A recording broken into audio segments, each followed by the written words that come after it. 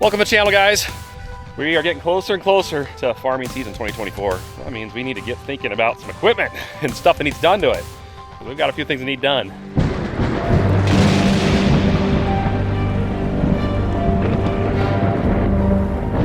Well, I think today we're gonna take Big Brute out, the International 9370 out to get to the Big Bud 600 or the 525/50, that's what it originally was, and then get that tractor into the shop over here, so that way we can have the front taken apart, radiator taken off again. I know we had it off last year, because we're gonna have the front seal on that thing, the entire cover rebuilt, because it leaks a lot of oil and it's just nasty. And there's a few other things we need to do to it before seeding season begins.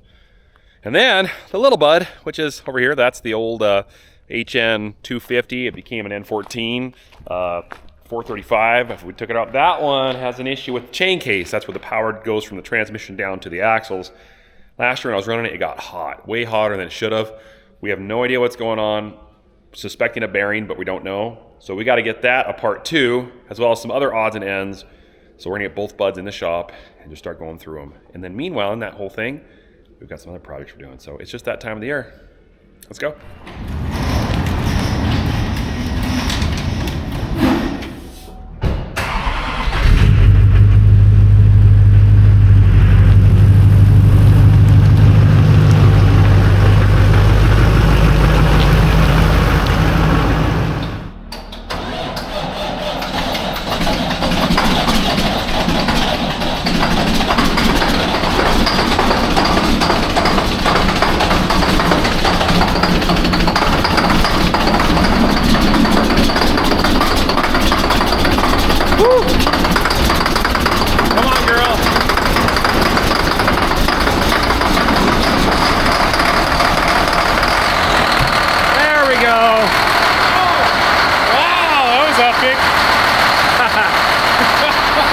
That thing's got some stuff going on with it too.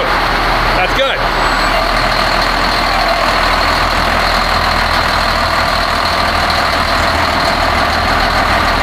All right, 9370.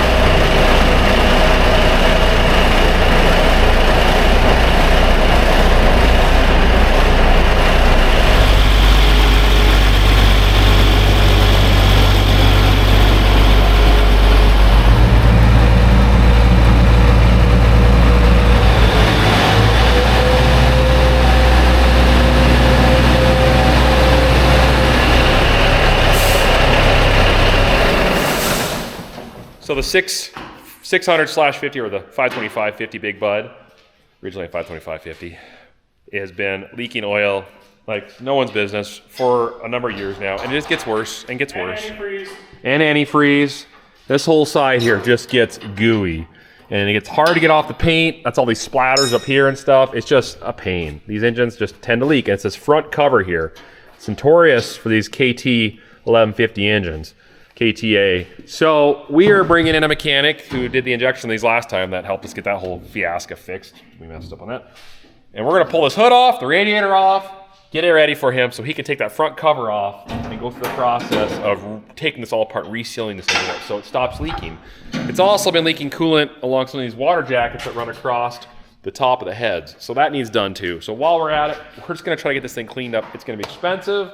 The seals, I've heard, can be like $1,200 for a new gasket kit for this thing, $1,500. It's just, but it's not gonna stop leaking until we get this fixed. It's just the way these things are. So we're gonna do that. So let's get this hood off, get the skid steer, get the radiator off, and then when Brian's here to start working on this, we'll have him go to town on it. We'll help him along and get this thing to stop being a leaky thing.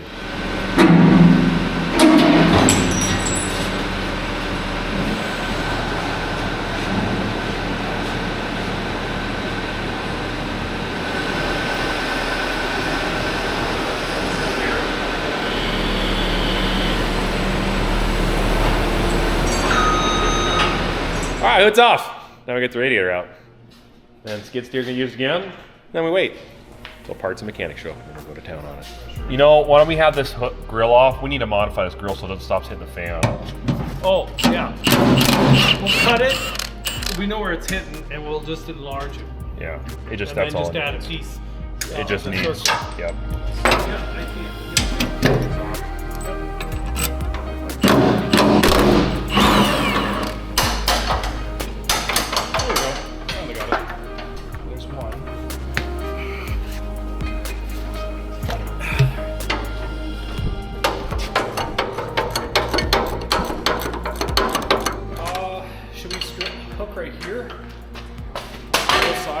Can. What do you think, Nick? Yeah, oh, they're solid. Yeah, you can hook there. Yeah. It will, try and remember if it like to tip. It'll tip in like this a little bit and go to lift. Back up some, Nick. Okay, we gotta get the pressure off. Okay, the bolt. Now, what bolt is wrenches on right here? Want me to set it down? Nope, this is good right here because I'm putting pressure on it so I can keep, there we go. Bolt ends are loose. I don't know which one will come off. All right, back up just a little bit. Get a little bit more pressure up. Okay, slowly walk it back.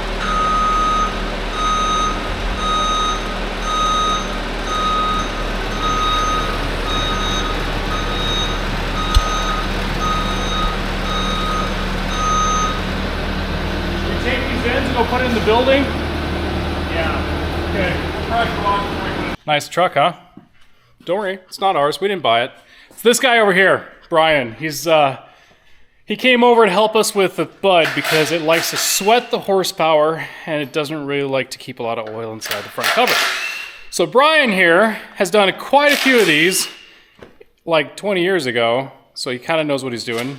He remembers everything to a T. Don't worry, it's good. But I got faith in this guy to help us out because I literally do not want to pull that front cover off because there's a bunch of gears behind there and there's timing marks, and if you don't get something correct, you are going to mess that motor up royally. And it's going to cost a tremendous amount of money to put a motor in there. So we called Brian. He actually helped us out last fall, or last spring I should say, when we had the injector issues in these buds. And he came out and helped us get going, and we really, really appreciated that. And then we're like, hey, what are you doing this winter? You want to come over here and help us with the bud? And he's like, fine. So he's here. So anyways, he's going to take care of that. Start pulling apart. He doesn't want my help because I'm just going to be a nuisance. And obviously I'm just talking my ear off and he's getting really annoyed. So I better probably stop. But this is Brian, guys. He's the man, the myth, the legend for today. We'll see. There's a bolt right there, isn't it? It's not a bolt. Isn't? It's like a piece of metal. It's also been on there for how many years and stuck. Oh, it's not that many. Just probably 20, 30. You have a slide hammer. We could put a slide hammer somewhere here. Yeah. And then I've got a slide hammer. And both of us kind of working it. Oh, it's moving away from the engine. Right here. It's literally the whole thing. So that's both pieces. It's trying to take both right now. Right here, I almost think we need to take. Yeah. Something here just feels so tight. Yeah, this over here, see, it feels the same way too. Kind of long. Yeah? Yeah. That one's not. Oh, I see it moving now. Yeah. It's already dripping oil again. Well, that's the way this thing's always been. That's normal. Man, I just don't like pushing on it like that. Oh, you know what? I bet you this water pump here, these bolts that hold the water pump on, go into this other block. Let's see how long these are.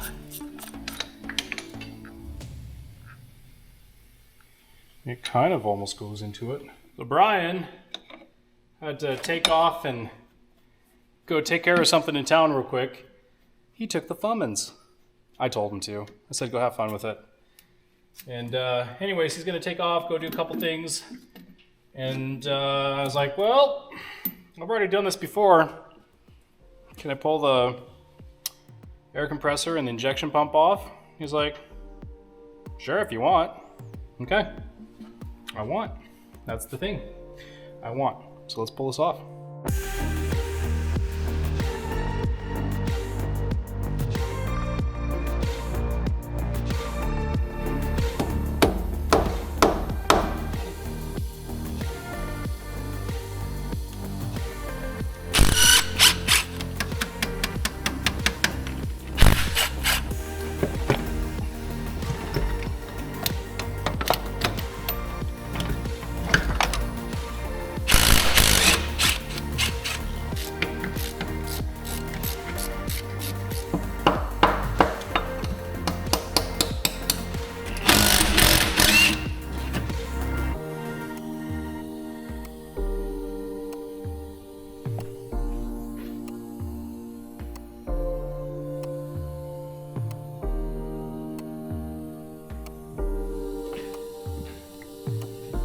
I'm pretty much free on this side.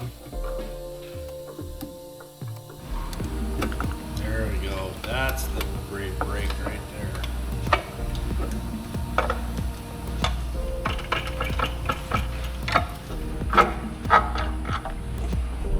Well, that stuff sticks.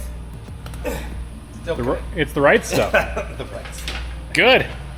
That is the first time I've ever seen a KTA front cover off.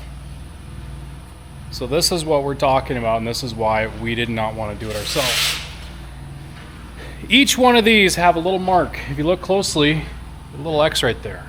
If you look on this one down here, there's going to be a mark somewhere on this one, and this one over here, and that one, and this one, and that one. And basically, all of those, when you put it back together, have to be in perfect timing, perfect order, because if you get one tooth notch off, either it'll run really cruddy and it won't have as much power because the timing is off, or you're going to do damage, like bend valves and take the pistons and smash them into the valves and good stuff like that.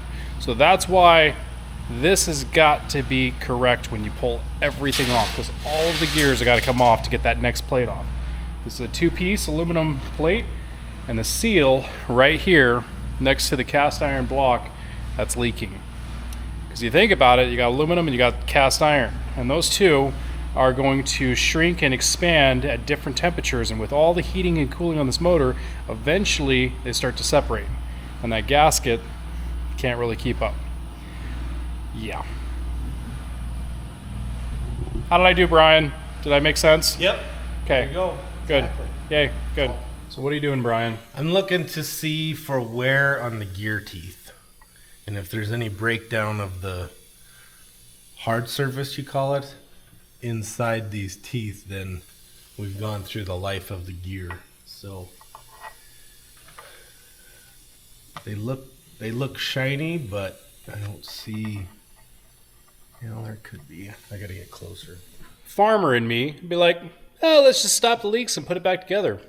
The mechanic here, bless his soul, wants to see if there's any more damage that could be occurring to replace more parts. I understand and I agree with him, but me, I'd be like, it ran, put it back together. Well, that's absolutely your choice. That's the difference between him and me, and that's why we're having him here.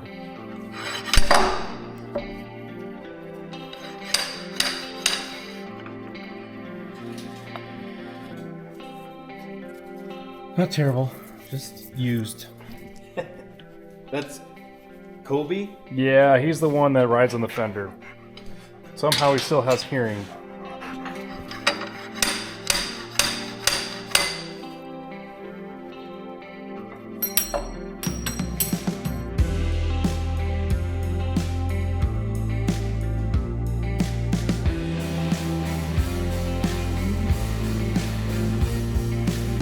What he's doing right now is he's pulling all the rocker arms off. Gonna take the push rods, pull them all out, and then that way we can pull the covers off the side of the motor where the cam is, get those little, what do you call them again? Not lifters. Cam followers. Cam followers. Yep. pull the cam fullers up. Hopefully we can zip tie them or keep them up somehow, and then we can pull the cam out. Because that is the most logical way to do this, I think. At least he thinks, because if he thinks, I think that, so makes sense. But one thing we do have to do, we're gonna have to do this anyways, is these tubes right here are water jackets, and they go and feed water through the heads to cool the block. They have little O-rings. You see this little O-ring right here? Well, this one's leaking right here, and one of those in the back is leaking, so when this thing gets hotter, it starts puking out coolant, and it makes a mess everywhere. We have to fix that anyways. So, in order to fix that, still have to do his method, pull the rockers off, but you gotta do it in like series. You take this one off, then you take that one off, then you take that one off, and you keep going all the way to the back, then you can fix the back one.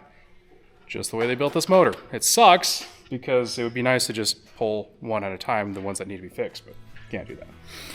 Get it? Got it? Awesome. Did you already take the snap rings out of here? Is there no snap rings? Oh, there shouldn't be, I don't think. I thought the other bud had like little, they had like little clips here. Like the tube had a, like a ridge here. And then there's a clip here, but this must not have it. There's another bolt right there. Oh, God. I was gonna say, I remember having another bolt inside. Yep.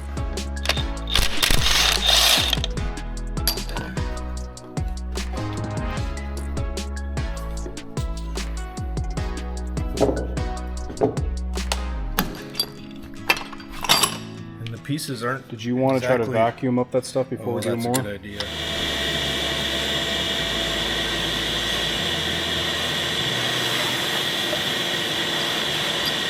I don't know about you, but I always get phone calls when in the middle of something.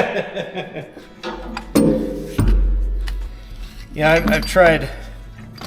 I've tried different things, wearing earpieces and smartwatch and stuff, trying to take phone calls and under a truck, and I just don't do it anymore. Okay, he went ahead and took off all of the rollers that go on top of the cam, and then that way the cam can slide out the front. So you ready to pull it out? Yep. I'm gonna take these wood dowels, swipe them off a little bit. I'm just basically gonna lift it up, try to help him. There we go. Oh, there you go. Oh, hold on a second. Yep. There you go. Ready? Yep. Yeah, let's grab. All right, you got it? Yep. To be honest, You got it? this is the biggest cam I've ever seen. This thing here, it's like 4.5 feet long. Boy, that's a massive cam. So on these, I don't know if you guys are familiar with, some of you probably don't know what cam lobes are. So if you look, this one right here is perfectly round. That's where it rides on the bearing. And then if you look here, this is kind of like an egg shape. See how that doesn't really perfectly round? As the cam's moving up and down, it pushes the roller lifters up and down, which pushes the push rod, then adjusts your rocker arms, and then opens and closes your valves. Very crucial that this thing here is nice and not hurt, because this is pretty much the brains of the engine. And if you get one of these cam lobes wore off wrong and it's not riding correctly, it won't open and close that valve right. Good job, Brian. You can take a lunch break. Thank you. We'll take Nick's rations, and you can take those. There's one on this side. You want me to get this one first, and then Let me get some other tools here just in case. Okay, now hold on a second. Yep. What are you doing at that? Okay. Go ahead. He's working too. Oh, this thing is so heavy. Got a little bit of oil in there. Sludge. Does it look like one of those vehicle or cars where they do the oil change and the car has an oil change in 200,000 miles and it comes out like tar? There's an oil. Ow. Oh, you okay? Are you stuck? How'd you get stuck there? I just kinda. You know, when we pull stuff out of the tires like that, we wrap a chain around it and we yank it with a car. Should we put a chain around you? Okay. Can you grab me?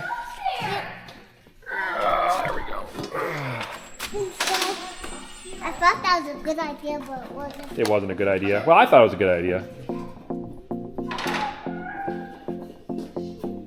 Do you want to get a bar? And Yeah, pry another this one in would too? help. Yep. Okay, I'll wait for you to put some pressure on it too.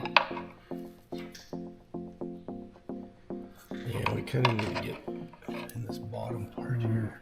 What if we tapped, like took a, I've got an air chisel with a blunt edge, just lightly.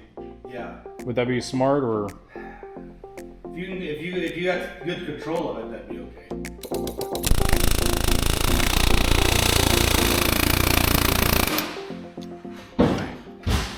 That does not want to come out. There it is. Big O-rings. Wow. Yummy. That one really flat now. Still a little protrusion.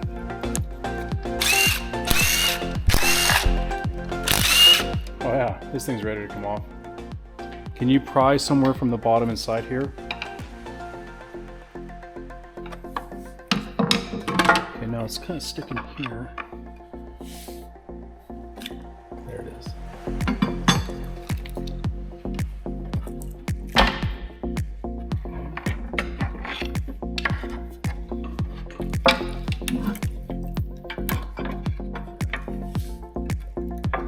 Some of your goop over here. That's why they call it the right stuff. Oh, it's on a dowel pin right there. I There see. it is. Yep. This right here is where it was just kept puking oil. Right here, and you can see all this right stuff that I tried to. Oh yeah. Somewhere in Yep. this area, it just would not stop. Well,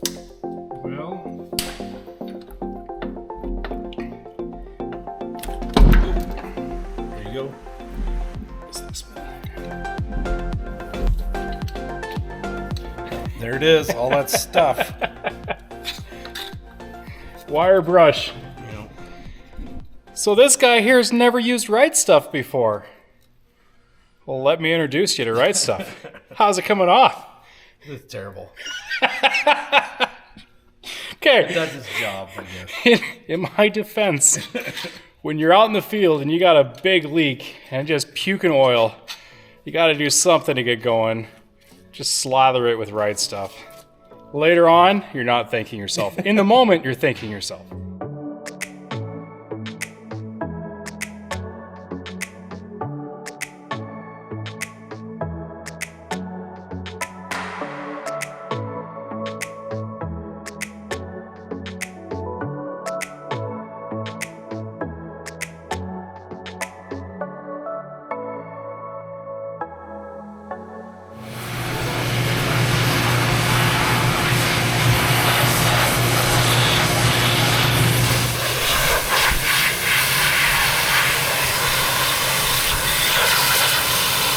All right, we were talking about this, and I thought it was really fascinating, and I think we need to share this. So fretting, right? Is that correct? That's what we called it. What is this fretting that we're talking about?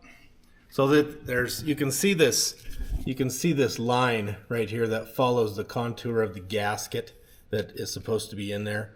That movement of this piece in relationship to that back front cover causes this wavy pattern in this lower portion of Now, the pan. is that because it's aluminum on aluminum, or is it actually the gaskets wearing into it?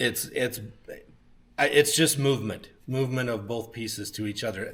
This bolt and this bolt were the loose ones when I took it apart.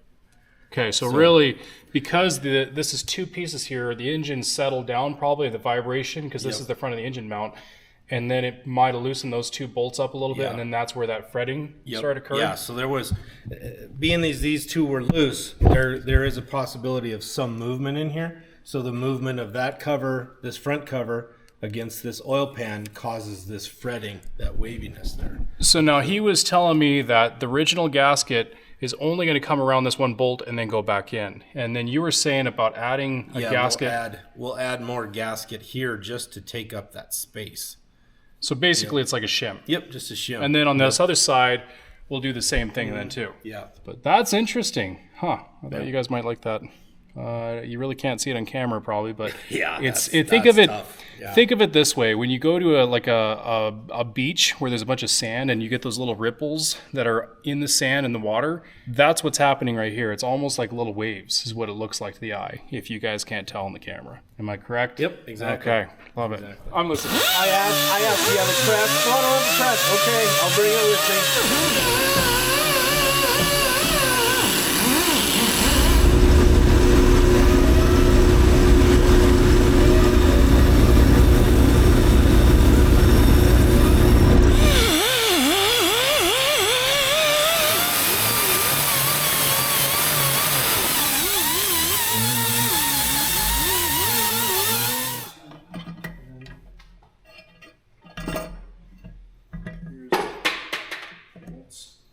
So this isn't a trick that I know. It's a trick I'm learning. Apparently, we use vegetable oil. Don't get the off-brand stuff. You don't like that stuff. You want the nice, synthetic, good, wholesome vegetable oil stuff. And if you apply it to your O-rings, it helps coat it so they can slide right in and doesn't damage the O-ring. If you put oil, like engine oil or something else on, depending on what the O-ring is made out of, it can damage it apparently. That's what I'm learning. It's kind of a nifty trick, right? I don't know, you learn stuff. It says in the book to use vegetable oil. At least that's what he told me, so I'm telling you.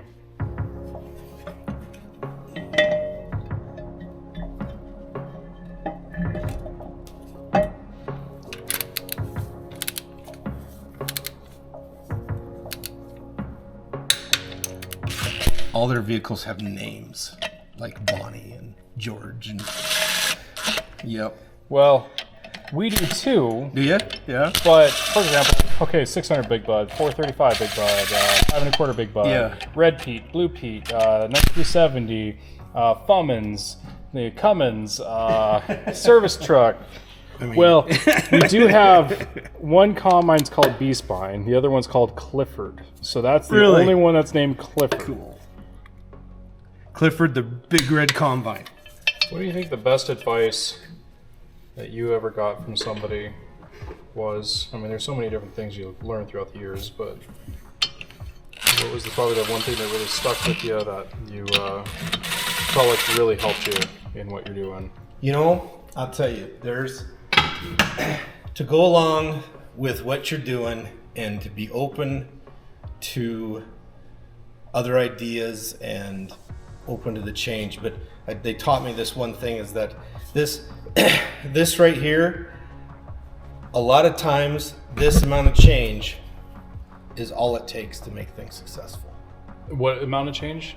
This amount of Oh, change. okay. Yeah, just the change from this one to this one. And if you can't do that, it's going to be rough. I learned that. There was a guy that taught a class that's what he did, and it's like, you know what?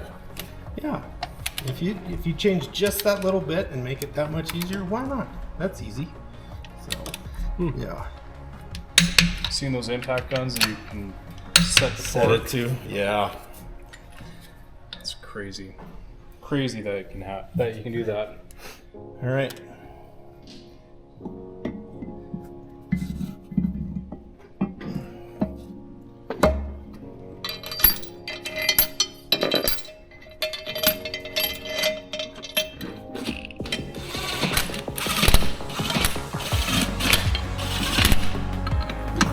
So it's not bad working up here on the frame rail, doing stuff like this. Scrapers are way harder to work on in the hitch area. Oh, And stuff. I You can have see to that. have big stairs that you can't, because you can't stand up there. So this is fairly okay. The 600 Bud has been sitting here for quite a while. We've been waiting on parts. They should arrive at any moment, and then Brian will be back to help install and finish the gaskets and a few things, like, for example, the bearings for the camshaft. We're going to replace them because they got a little bit of wear in it. But here's the problem that Brian does not have the right tool to put the camshaft bearings in or out. So guess what I'm going to do? You guessed it. You guessed it. I'm going to go play with my friend over here that I absolutely love playing with. Lathe is awesome. So what I'm going to do is I'm going to take this heavy wall pipe right here. It's a little bit bigger than the cam bearing, which is awesome. And I'm going to cut it down a little bit to fit the cam bearing. And then I'm going to take a heavy wall round stock and make the two, weld them together, make it all work and whatnot, and make a cam bearing installing tool. Okay, so if you look, see how I'm a little too wide? Let's see, just a little bit more. And when you do this, you want to make sure that just barely fits in there. And then I'll fine tune it as I go, but that gives me a rough measurement of what I need to cut the outside diameter to. See how perfect that's going to be? Yeah, it's going to work out great. So then we'll take the lathe here. We'll mount this piece, this big old heavy thing. And you know what? Yeah, I'll cut let's see if I can go on the outside.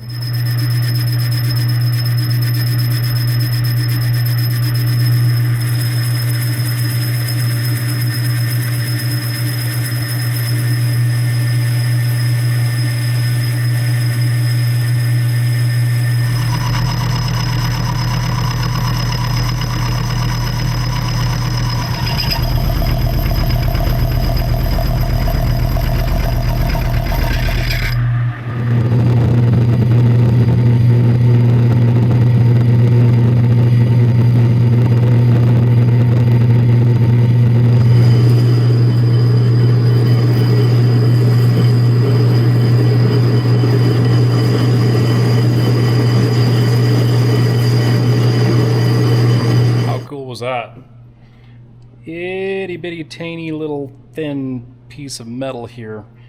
Just cut that ring perfectly. Let's see, is this hot? No, it's not too bad actually. There you go. So this is what I'm going to use, obviously. Actually, it is kind of warm. Whew. Never mind. That's warmer than I thought. And that's the piece that's going to slide inside of that bearing and be the right diameter. So now what I'm going to do is I'm going to put those different jaws back in, and I'm going to clamp from the center of isn't that cool? Look at that little tiny thin ring. Oh yeah. So anyways, take these jaws back out, clamp from the center of this, and that'll cut it to the size that I need. You know, life has a bunch of surprises. Lots and lots and lots of things that you're unexpected. Each day is a gift. You just gotta say, you know what? Whatever surprises might happen today, they're gonna happen no matter what. And I think a lot of times the true character of a person is, even in the toughest moments, how do they respond? A lot of people get angry quickly, and a lot of times anger doesn't help anything. In fact, usually it doesn't help at all. Just look at today and just say, you know what, today is a gift and a blessing. And no matter what I'm going through, whatever I'm struggling with, I'm just going to keep my head high, and I'm going to have a good attitude. Too often we want to just be negative about everything, and you know, woe is me, this didn't happen correctly, you know, that I was wronged, I was hurt. Some of the most amazing people you ever meet are those that have struggled and have gone through more than you can imagine. They've learned that in the toughest moments in their life, that's going to be how they define themselves, how they show who they are. Keep inspiring others around you. Just the little simplest things in life. makes it worth it. Everything I do is a push. Every day is a challenge to keep moving forward. But when I get to see my kids and my wife and be a part of their lives, it's worth it. It really is. So stay encouraged, guys. Let's get busy.